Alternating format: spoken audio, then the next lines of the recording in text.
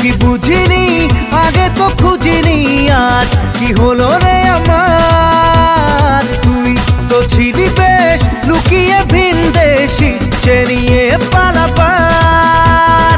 তুই ছাড়া না এমন বাজে, তুই ছাড়া বল কে আর আছে। আয় চলে আয় আমার কাছে আয়,